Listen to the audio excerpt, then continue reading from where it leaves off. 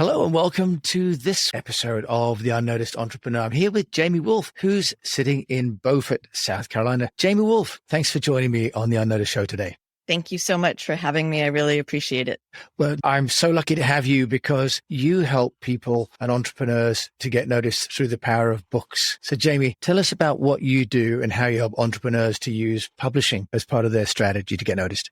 Well, thank you for that question. I work with entrepreneurs who have something to sell. If you are in business, you need to generate some profit. So we're not ashamed to say that the entrepreneurs we work with should have something that's going to sell in the $5,000 to $50,000 range. People talk about books not producing enough ROI. I work with entrepreneurs to write very strategic books. And in fact, they are not solo authored books. So the concept behind it is entrepreneurs are always very, very short on time. And so if we can help them produce 20 pages of content that is as effective and gets the same results as 200 pages of content, and we produce it by beginning of next quarter. So you haven't chased the next shiny object. You don't have to figure out what the economy is going to be doing 2 years from now when the book finally gets published. We go very fast. We're very tight. We provide a framework and we help people co-author or do collaborative anthology projects, because if you have an audience of 10,000 and they have an audience of 10,000, each of you now has an audience of 20,000. You're edifying your co-author, so their audience suddenly becomes warm to you instead of cold, and vice versa. So I help entrepreneurs write, publish, market to bestseller, USA Today, Wall Street Journal bestseller, and then we have a big celebration and put you on the NASDAQ billboard in Times Square to provide marketing material for you going forward. Well, Jamie, you make that all sound super, super simple, but I know, having written just one book and been to the book awards this week, that it's not that simple. Take us through the idea, and I do love the idea of an anthology, but obviously that might dilute the entrepreneur's voice. For example, it might challenge them in terms of who the audience is. From a practical point of view, Jamie, how do you put together an anthology with multiple authors? I love those questions because two of the objections I get often from people who have never written anything are, I don't want to be lost in the noise. And what if my competition is there? Or what if the audience isn't right for me? I use Jack Canfield as an example often. He's published and sold 500 million books, probably more at this point. And he did that because he didn't stop after one book and he didn't solo author all his books. So he has chosen very carefully and strategically different influencers, whether it's 1, 2, 5 other people to co-author. And he's written many, many, many books because you have more to say. So don't stop with just one book. So when you are writing in an anthology, you can be in an anthology with this group of people this quarter and in a different anthology next quarter and things of that sort. We work specifically with entrepreneurs who tend to be in the online digital marketing space. So they might be coaches, they might be e-commerce people. And so their audiences will overlap. It's so much of business's mindset. Every single different business, whether you're in pavement management or dry cleaning or something like that, the thought behind how do you create systems and processes? How do you manage your budget? How do you market yourself? Those are all very common themes, regardless of the type of business you're in. How do you get more prospects? How do you convert those prospects to paying customers? How do you fulfill whatever it is that you've sold so that they're satisfied and they come back and you send them up the ladder? How do you build relationships? All of those things are very common across businesses. So we can place different authors, entrepreneurs together within a collaborative effort who can talk about all of these sorts of things. And I provide a framework for each so that it flows chapter to chapter. So even though it's a different voice, a different topic, a different audience, the reader is not going to go, what the heck just happened? I feel like I just ate spaghetti that got thrown on the wall and I'm picking up the pieces, sliding down the wall. We don't leave you feeling that awful. No, I'm sure you do a great job. So just to be clear, an anthology is really a collection of works, isn't it? If I remember my Correct. sort of American literature, it's an anthology of American literature. We have like Hawthorne in there and Du Bois, whatever. So it's a group of different authors with one overall subject. And Yes. What about the issue of things like tone of voice and subject matter overlap, Jamie? How do you address that? Because different entrepreneurs will write in different style, for example. Absolutely, they will. Good questions again. So if you think of an anthology as a room in a museum where the artwork is curated, you might have all impressionists in one room and all, I'm not a great art person, so I can't give you all the right language, but very modern in one room and very classical in another room. Yeah. So an anthology is a curated work where we've selected entrepreneurs who can complement each other. Again, their audience will likely buy from each other at different stages. As far as voice, in my early days of doing this, the thing that I ran into is if your audience is familiar with Gary Vee, he has a very colorful way of speaking. There are other authors who are more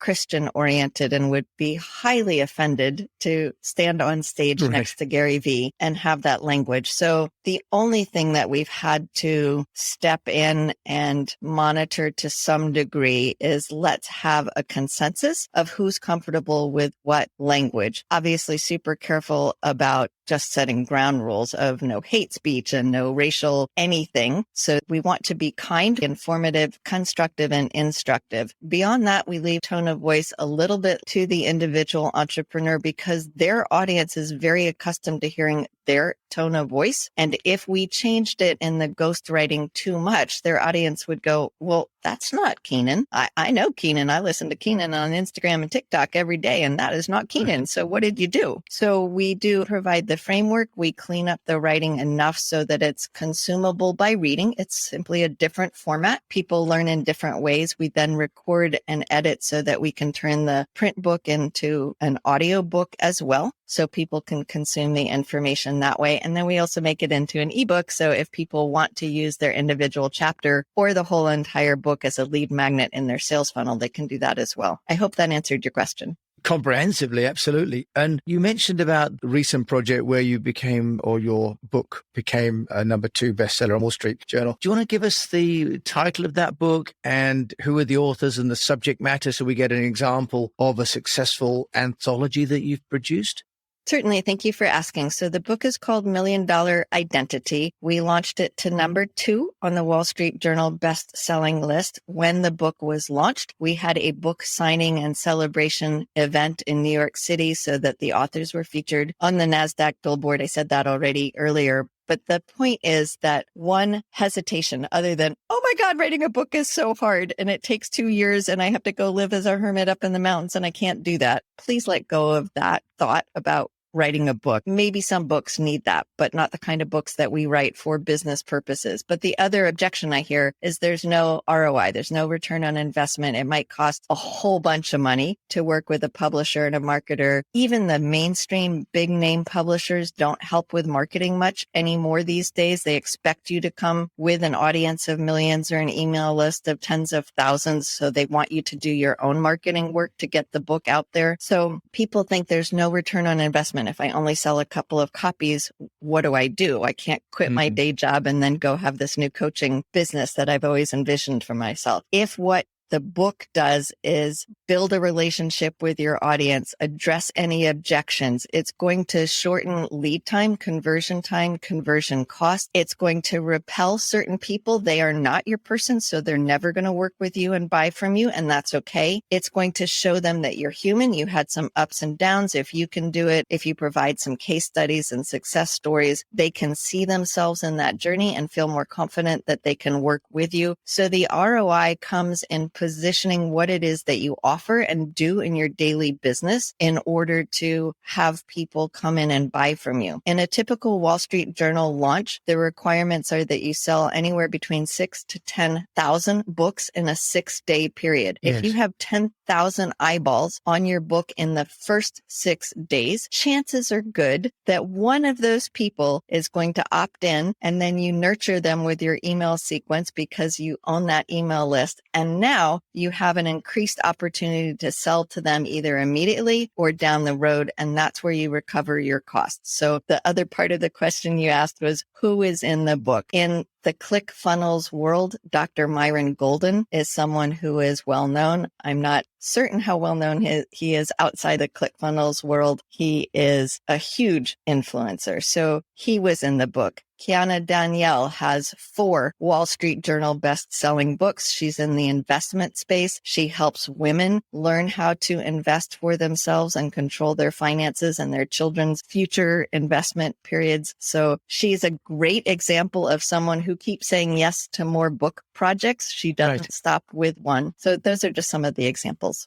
But let's just go back to that, because I was talking to John Lee Dumas, for example, who got his book out, bestseller in Wall Street as well. And he was also saying just need 10,000, which is a surprising number in that it's not that many to become a bestseller, is it? At least to put your name on it. How do you get the 10,000 though to buy the book? Because it doesn't also have to be different stores, for example. So how about the mechanics of that? Because you could do all the collaboration, have the anthology, but it's that number 1, number 2, number 3 best-selling rank that really pushes it from being another, if you like, vanity project into being a publicity tool, isn't it, Jamie? Absolutely. I'm going to go backwards with the question. There are some people who their business is extremely successful already. They have plenty of clients, customers. They have a good funnel to bring new prospects into their world all the time, and therefore they're generating sufficient revenue. They're at 7 or 8 or sometimes 9 figures already. So you'd go, why on earth did they need a Wall Street Journal best-selling book? Many influencers are published authors, have bestsellers. Once you're used to excelling and performing at a very high level, you don't want anything less than the Wall Street Journal. Perhaps New York Times bestseller. That is a different beast in the world of selling books. So I won't divert too much that way. But the idea is some people are simply happy having a Wall Street Journal bestseller credential next to their name as one additional point of I'm an authority, I'm credible, I'm trustworthy. It also helps when you're going after an Instagram Blue verified check mark to be a best-selling author. It's only one of the many points to get that verification. PR is another big factor in it. To sell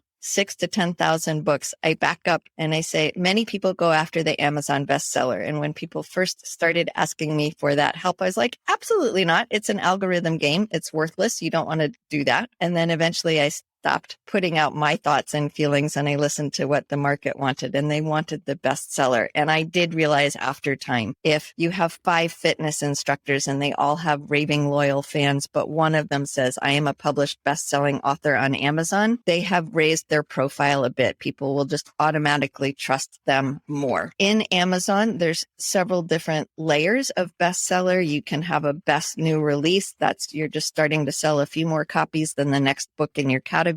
You can be a bestseller based on how much volume you sold in a period of time. And then you can get the bestseller banner. If you're not in my world, you don't care at all about all this level of granular detail, but it's what we look at behind the scenes. And that means you have to have sold not only a large volume of books, but books from different URLs. They've got to be unique individual buyers. So I, as the publisher, can't just go swoop in and buy 10,000 copies at once and go, oh, yay, we got the banner. It won't happen. So that's the same sort of thing in the Wall Street Journal and USA Today bestseller. You must sell from Barnes & Noble, from iBooks, from Roku, from a lot of the different readers out there and different zip codes. So it becomes a very concerted, orchestrated, intentional marketing effort to make sure that you're selling from different regions of the country. You have strong email lists. You are running ads, Facebook ads and Google ads and Amazon ads. It's almost like planning for a regular event. You want to start well in advance. Right. Behind the scenes, we do not make our authors start in advance. The whole idea for our authors is they barely notice that they're writing a book. We can use repurposed content. We can work with their assistants. We can ask them to record things. We can use already recorded things like you've done with your podcast. So we want the entrepreneur to be hardly bothered at all,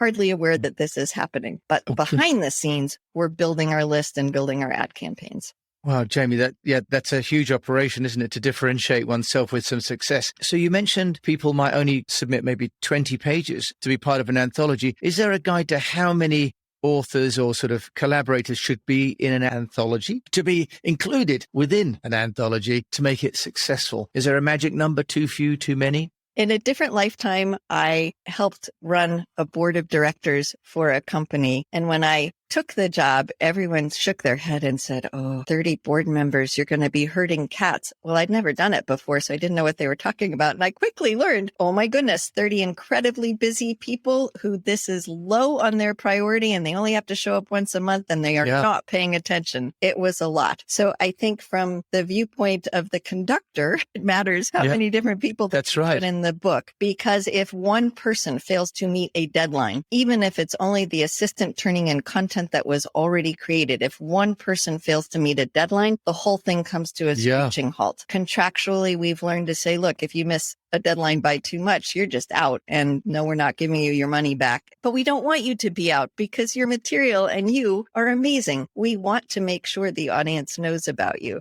So how many would be included, books, do you think, Jamie? Yeah. In the one we launched most recently, like 3 weeks ago, $1 Million Identity, we had 20 authors. I think 10 is a healthier number. Okay, good. So would you recommend that maybe an entrepreneur gathers up, 8 to 10 people and says, hey, we could make, in effect, a consortium, right? A collaboration. Or do you like it if they come to you and they say, I'd like to be in this category. Can you place me with another cohort of authors? I have seen it work both ways. I have a book called $1 Million Moms, and a mom who was an entrepreneur running 4 $1 million businesses came to me and said, I've got teenage children. I have introduced them into the world of entrepreneurship. They've already paid for college. I want to get other moms together who are raising entrepreneurial children and talk about that. So that group came to me. In $1 Million Identity, I put the ask out. I want to talk to people who have become someone capable of earning $1 million or more, because you change when you grow a business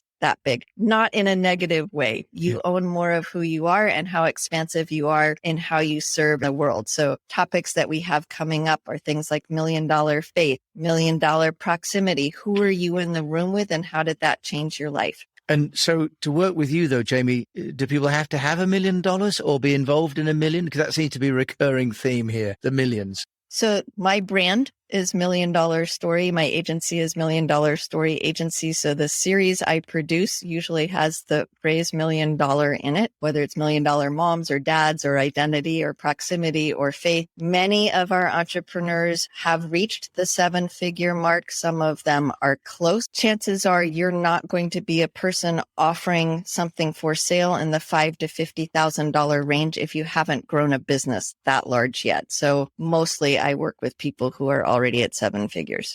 And is there a point that there's no point in having a book unless you're at that level? Because there's a lot of other less complicated brand building work that can be done before you go into authorship. I think there's opportunity for anyone to choose and decide to write a book or be part of an anthology. Perhaps my offer isn't right for you yet, but there are other people doing similar projects. If it simply breaks down the barrier of you having belief that you can indeed author something, write something, use pre-existing content, curate it, and start, I encourage everyone to do that, because for some reason we feel like writing a book is just hard. That is a myth and a story that's perpetuated, and it does not need to be. And writing a sentence, if English isn't your first language or grammar wasn't your strong suit and you dropped out of high school or college, that should never be a barrier to sharing a story and your wisdom.